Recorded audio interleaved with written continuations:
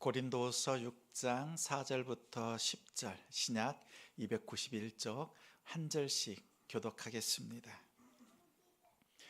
오직 모든 일에 하나님의 일꾼으로 자천하여 많이 견디는 것과 환난과 궁핍과 고난과 매 맞음과 갇힘과 난동과 수고로움과 자지 못함과 먹지 못함 가운데에서도 깨끗함과 지식과 오래 참음과 자비함과 성령의 감화와 거짓이 없는 사랑과 진리의 말씀과 하나님의 능력으로 의의 무기를 좌우에 가지고 영광과 욕됨으로 그러했으며 악한 이름과 아름다운 이름으로 그러했느니라. 우리는 속이는 자 같으나 참되고 무명한 자 같으나 유명한 자요 죽은 자 같으나 보라 우리가 살아있고 징계를 받는 자 같으나 죽임을 당하지 함께 아니하고 읽습니다. 근심하는 자 같으나 항상 기뻐하고 가난한 자 같으나 많은 사람을 부요하게 하고 아무것도 없는 자 같으나 모든 것을 가진 자로다. 아멘. 하나님의 일꾼답게라는 제목으로 말씀 전하겠습니다. 우리 성도님들은 김장 하셨어요? 가정마다 김장 다 담그셨습니까? 저는 김장철만 되면 떠오르는 부끄러운 일이 하나 있습니다. 서울에서 부교육자로 섬길 때 일입니다. 교회에서 김장을 했습니다. 색깔이 붉고 간이 잘 되었습니다. 주일 점심시간에 김장김치를 아주 맛있게 먹었습니다. 그리고 오후 예배를 마치고 귀가할 때 성도들을 배웅했습니다. 말씀으로 승리하세요. 밝게 웃으면서. 또 성도들은 저를 보면서 부드러운 미소로 인사를 나누었습니다. 저는 더 밝은 미소로 활짝 웃으면서 인사를 나누었습니다. 그리고 교육자 회의를 했습니다. 담임 목사님이 그날따라 더 자상한 얼굴로 저를 바라보면서 싱긋이 웃으면서 회의를 진행했습니다. 저도 밝은 미소로 보고하고 회의를 마쳤습니다. 다 마치고 집으로 가려고 하는데 사모가 저에게 묻습니다. 목사님, 잠깐만요. 이러더니 이렇게 말합니다. 해보세요.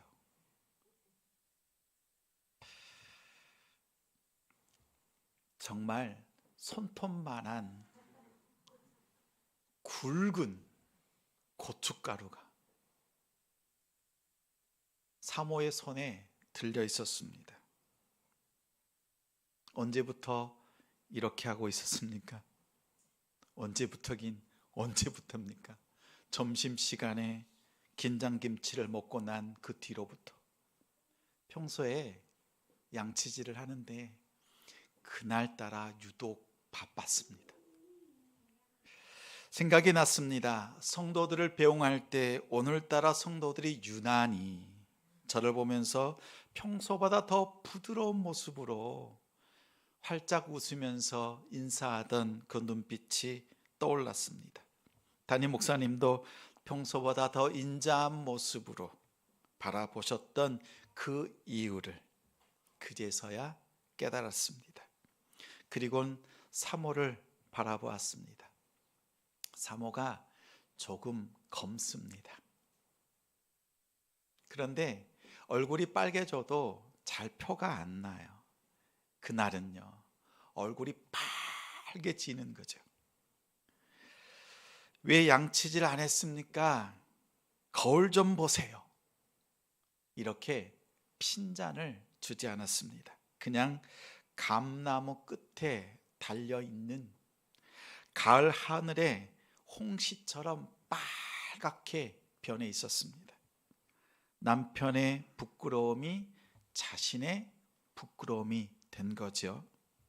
아내는 저를 수치스럽게 생각하거나 비난하지 않았습니다. 왜죠? 왜 비난하지 않지요? 가족이니까. 가족이니까. 우리는 지성 가족입니다. 다른 성도들의 허물과 빈틈을 비난하기보다 자신의 부끄러움으로 삼는 사람이 진짜 지성 가족입니다. 나의 부끄러움으로 품어낼 수 있는 그런 성도가 됩시다. 김장철이 되면 그때가 항상 떠오릅니다. 그날 이후로는 거울을 더 자주 봅니다. 옆에 작은 목양실을 만들어 놓고 가장 먼저 한 일이 있습니다. 문에 거울을 가장 먼저 붙였습니다. 그리고 저 문을 열고 나올 때마다 항상 살핍니다. 거울에 비친 모습을 보면서 옷 매무새를 고칩니다. 그리고 마지막으로 점검합니다. 뭘 점검해요? 하면서 부끄러운 모습이 있지 않은가 점검합니다. 거울을 보고 겉모습을 살피는 것처럼 속 사람을 살펴야 합니다. 말씀은 속 사람을 비춰주는 거울입니다.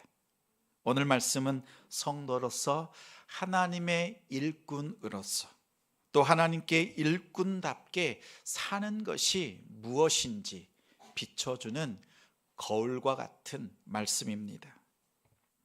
하나님의 일꾼답게 사는 데에는 두 가지가 있어야 합니다. 먼저는 일꾼의 삶, 그리고 일꾼의 정체성. 살아내는 삶이 있어야 되고 그 마음속에 정체성, 이 두 가지가 있어야 합니다. 먼저 일꾼의 삶을 말씀에서 무엇이라고 말하는지 오늘 말씀을 보면서 4절부터 8절까지 우리 함께 읽겠습니다. 오직 모든 일에 하나님의 일꾼으로 자천하여 많이 견디는 것과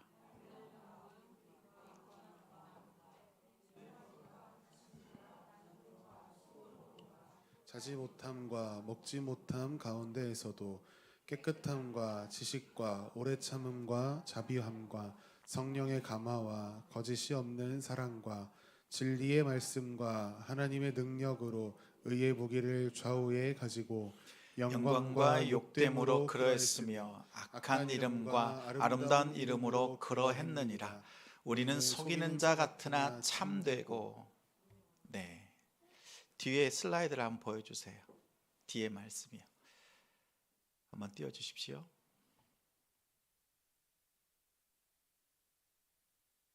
네, 이 말씀을 읽는 겁니다.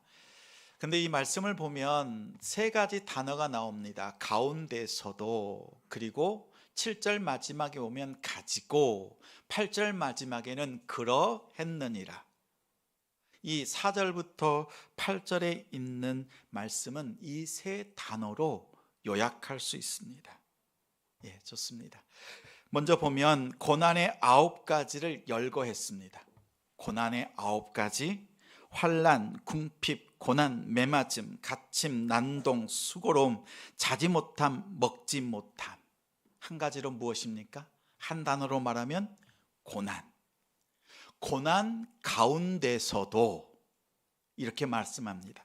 두 번째는 복음의 9가지를 열거했습니다. 깨끗함, 지식, 오래 참음, 자비함, 성령의 감화, 거짓이 없는 사랑, 진리의 말씀, 하나님의 능력, 의의 무기. 단 한 단어로 말하면 무엇입니까? 복음. 복음을 가지고, 그리고 하나님의 일꾼으로 살면서 영광을 받거나 수치를 당하거나 비난을 받거나 칭찬을 받았습니다. 이렇게 하나님의 일꾼의 삶을 그렇게 살아냈습니다 라는 뜻입니다. 4절부터 8절 말씀을 다시 요약하면 고난 가운데서도 복음을 가지고 하나님의 일꾼으로 살아냈습니다. 이렇게 요약할 수 있습니다. 그렇습니다. 하나님의 일꾼의 삶은 고난 가운데서도 복음을 가지고 그대로 살아내는 사람입니다. 그런 성도가 됩시다. 자, 두 번째는 일꾼의 정체성입니다. 하나님의 일꾼은 세상에서의 삶과 하나님 앞에서의 삶으로 구별됩니다. 오늘 화면의 말씀을 보고 18절 후반절부터 우리 10절까지 함께 읽겠습니다. 제가 왼쪽에 있는 말씀을 읽으면 우리 성도들은 오른쪽에 있는 말씀을 읽어주십시오. 우리는 속이는 자 같으나 참되고 무명한 자 같으나 유명한 자요 죽은 자 같으나 보라 우리가 살아있고 징계를 받는 자 같으나 죽임을 당하지 아니하고 근심하는 자 같으나 항상 기뻐하고 가난한 자 같으나 많은 사람을 부유하게 하고 아무것도 없는 자 같으나 모든 것을 가진 자로다. 오늘 말씀이 우리에게 증거합니다. 세상 속의 삶의 모습이 있지만 우리는 세상에 살지만 하나님 앞에서의 삶을 살아내는 정체성을 가진 사람들입니다 라고 말합니다. 하나님의 일꾼의 정체성은 많은 사람들을 부요하게 하며 가진 것이 없지만 모든 것을 가진 정체성을 가지고 살아갑니다. 바울은 고린도 교회의 성도들에게 하나님의 일꾼의 삶과 정체성을 자신의 삶을 통해서 보여주고 또한 권면했습니다. 이 말씀을 거울로 비추어 볼 때 우리 성도 여러분들의 모습은 어떠합니까? 고난 가운데 복음을 가지고 하나님의 일꾼 그 삶을 살고 있습니까? 하나님 앞에서 하나님의 일꾼의 정체성이 있습니까? 오히려 고난은 피하고 복음과는 멀어진 삶, 세상 속에서 구별되기보다는 오히려 쉽게 동화되고 그리스도를 닮은 그리스도의 색깔은 다 빠져버린 모습, 그러한 모습은 아닙니까? 세상과 구별되지 않은 자신의 모습을 보면서 나는 성도인가? 내가 그리스도인인가? 하나님의 일꾼이 맞나? 이런 생각이 들 때가 있지 않습니까? 올해 4명의 신임 집사님들을 세우면서 들은 고백이 있습니다. 목사님, 제가 집사 직분을 받아도 됩니까? 저는 집사 직분을 받기에 자격이 없습니다. 이렇게 4분 다 똑같이 말하는 것입니다. 교육을 하면서 10가지 자격을 함께 나누었습니다. 제가 다시 한번 이 집사의 자격 10가지를 읽겠습니다. 그러면 우리 성도님들도 이 10가지 중에서 나에게 해당되는 자격, 갖추어진 자격이 몇 가지나 되는지 한번 헤아려 보십시오. 집사의 자격, 성령이 충만한 사람, 모든 일에 칭찬 듣는 사람, 재능과 덕을 겸비한 사람, 모든 일에 존경을 받을 만한 사람, 술을 좋아하지 아니하는 사람, 더러운 이익을 탐하지 않는 사람, 책망할 것이 없는 사람, 절제하는 사람, 가정을 잘 다스리는 사람, 신앙생활의 본이 되는 예배 출석, 헌금 생활, 전도, 봉사, 섬김을 잘하는 사람. 이렇게 10가지입니다. 몇 가지 정도 여러분의 자격으로 들려지십니까? 신임 집사님들이 이렇게 대답을 했습니다. 목사님, 저는 이 10가지 중에서 한 가지, 어떤 집사님은 3가지, 가장 많이 자격이 갖춰졌다고 또 하고 있다고 고백하는 정도가요 3가지였습니다. 그래서 이렇게 권면했습니다. 지금은 한 가지지만, 지금은 두 가지, 세 가지 정도지만 지금부터 시작하십시오.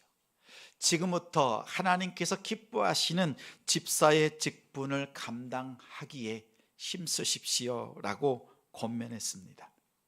오늘 우리 성도들에게 이렇게 권면합니다. 성도 여러분, 한 가지만 기억하십시오.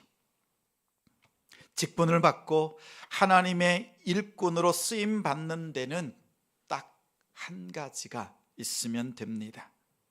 예수님은 자격 없는 우리를 위해 이 땅에 오셨습니다. 오히려 부끄러운 모습으로 살아가는 여러분을 위해서 이 땅에 오셨습니다.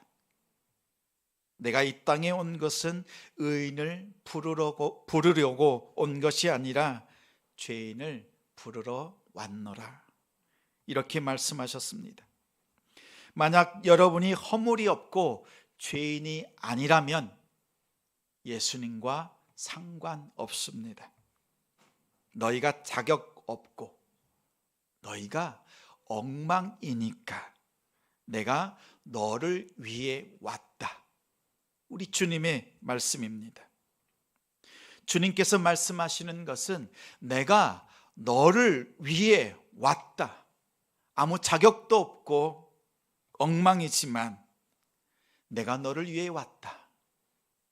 이 말씀을 우리에게 하십니다. 이것을 믿으라고 하십니다. 우리가 믿는 것은 다른 데 없습니다. 예수님께서 나를 위해, 이렇게 엉망인 나를 위해 오셨다는 것을 믿는 것입니다. 저는 다른 것은 잘 모르겠습니다. 이것 한 가지만큼은 분명히 압니다. 거만하고 위선자여 하나님의 일꾼이라고 생각할 수 없는 나를 위해서 예수님이 이 땅에 오셨고 나를 부르셨다. 이 사실이 분명하기에, 이 말씀이, 성경에 기록된 말씀이 믿어지기에 지금 여기에 있습니다. 이러한 저를 위해서 예수님이 십자가에서 죽으셨다. 제가 그 은혜를 입었다는 것이 믿어지기에 지금 여기 있습니다. 성도 여러분의 부끄러움과 수치를 위해서 예수님이 십자가에 죽으셨습니다. 여러분을 수치스럽게 하시거나 부끄럽게 하지 않으십니다.